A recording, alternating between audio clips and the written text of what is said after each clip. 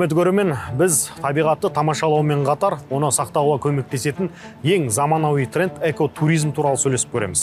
Бұл шынында да саяхат пен экотуризм заманауи трендке айналуда. Жалпы экотуризмнің Қазақстандағы жағдайы қандай? Әлемдік тәжірибе, осы туралы сөйлесіп көрелік. Экотуризм қоршаған ортаға зиян келтірмей, табиғат аясында демалу мәдениетін дамытатын саяхат түрі. Дүниежүзілік туристік ұйымның мәліметі бойынша әлемдегі барлық туристік сапарлардың шамамен 20-25% экотуризмге тиесілі. Мысалы, Коста-Рика экотуризмнен жылына $3 миллиард астам табыс табады. Ел аумағының 1/4 бөлігі ұлттық парктер мен қорықтарға арналған. Африкадағы Бостванада да экотуризм жергілікті экономиканың негізгі саласына саналады. Жануарларды бақылау үшін келген әр турист эко-гидтен экологиялық мінез-құлық ережелерін тыңдап, табиғатқа зиян тигізбеудің жолдарын біледі. Норвегияда экотуризм маршруттары эко-жүйеге зияны мұқият зерттеліп, барып қана ашылады. Қазақстанда экотуризмге зор мүмкіндік бар. 13 ұлттық парк, 10 қорық, ондаған табиғи ескерткіштер экотуризмді дамытуға сұранып тұр. Экология министрлігінің 2023 жылғы мәліметінше Қазақстан ұлттық парктеріне жылына 1 миллионнан астам турист келеді. Туристер саны жыл сайын орта есеппен 10-12%-ке өсіп отыр.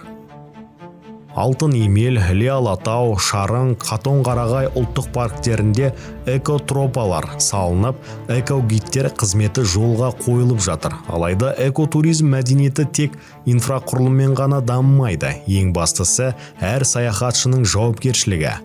Экотуризм дамыса не болады?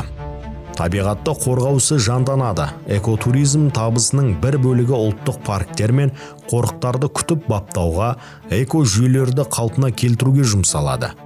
Халықтың экологиялық мәдениеті өседі. Табиғатқа шығатын әр адам экотуризм ережелерін біліп, саналы саяхатшыға айналады.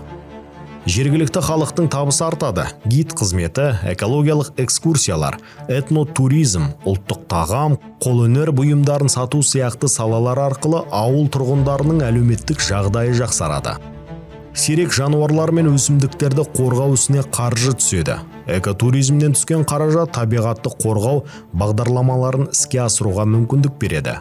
Қазақстанның халықаралық туристік тартымдылығы күшейеді. Экотуризм әлемдік туризмнің ең жылдам дамып келе жатқан бағыты. Шетелдік туристердің қызығушылығын арттырады. Қалдықсыз экологиялық таза демалыс мәдениеті қалыптасады. Экотуризм табиғатқа зиян келтірмей, қауіпсіз демалуға баулиды. Экотуризмді дамытуға арналған қарапайым лайфхактар. Табиғат аясына шыққанда өзіңізбен бірге қоқыс пакетін алып жүріп, қалдықтарыңызды жинап кетіңіз. Өсімдіктерді жұлмаңыз, сындырмаңыз, жануарларды үркітпеңіз. Ұлттық парктердің белгіленген экотропасымен ғана жүріп, рұқсат етілмеген жерге өтпеңіз.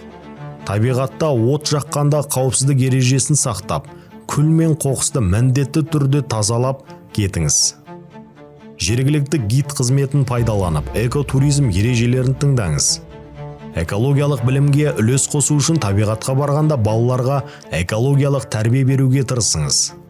Қазақстандағы экотуризм туралы деректер. Қазақстанда 13 ұлттық табиғи парк, 10 мемлекеттік қорық және ондаған республикалық табиғи қорықша бар. 2023 жылға Қазақстан Республикасының экологиялық министрлігінің мәліметі бойынша Қазақстан ұлттық парктеріне жылына 1 миллионнан астам турист келеді. Соңғы 5 жылда елдегі экотуризм бағыттарындағы турист саны жыл сайын орта есеппен 10-12%-ке өсіп келеді. 2022 жылы ең көп турист қабылдаған ұлттық парктер: Іле Алатау 350 мыңнан астам адам, Шарын Шатқалы 200 мыңға жуық адам, Бурабай 150 мыңнан астам турист. Қазақстандағы ұлттық парктердің жалпы ауданы 3,7 миллион гектардан асады. Соңғы жылдары Алтын Емел, Шарын, Іле Алатау ұлттық парктерінде экотропалар салынып, ақпараттық тақталар орнатылды.